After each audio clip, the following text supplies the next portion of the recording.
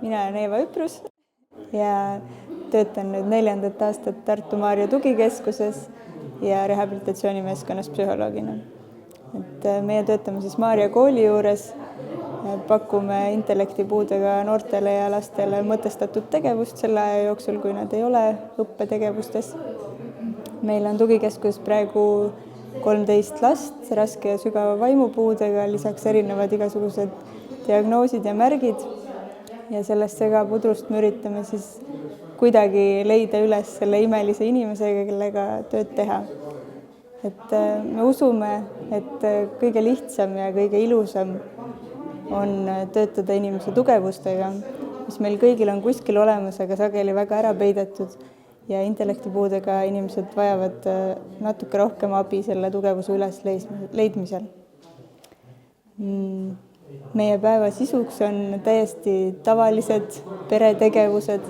Käime poes, me käime jalutamas, me mängime lumesõda, mõnikord natukene kakleme, üritame sealjuures mitte liiga palju viga teha üksteisele.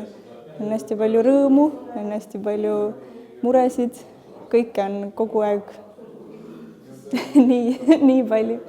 Kõige suurem raskus võib-olla, millega need lapsed ja noored siis silmitsi seisavad, ongi kaasatus ühiskonda. See tähendab, et sageli nad jäävad kodudesse, nad jäävad tagaplaanile, neil puudub ligipääs teenustele, neil puudub ligipääs ka kogukonnale selle kõige laiemas mõttes, nad jäävad üksinda, jäävad enda sisse natukene nagu lõksu.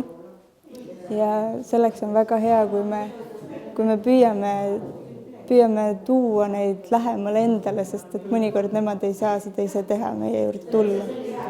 Seda me saame teha teadlikkuse tõstmise kaudu, me saame seda teha lihtsalt mõistva suhtumise kaudu, saame vaadata neid mitte kui märki, mitte kui diagnoosi, vaid kui inimest, otsida üles sealt selle, mis teda sütitab ja panna see tema kasuks tööle, sest et mõnikord ta paneb selle pigem enda kahjuks tööle ja tekitab sellega mingi suure poleemika. Proovida kuidagi tuua välja see, mis on selle lapse sees olemas ja rakendada seda sellisel moel, et see teeniks teda ja teeniks tervet kogukonda parimal võimalikul kombel.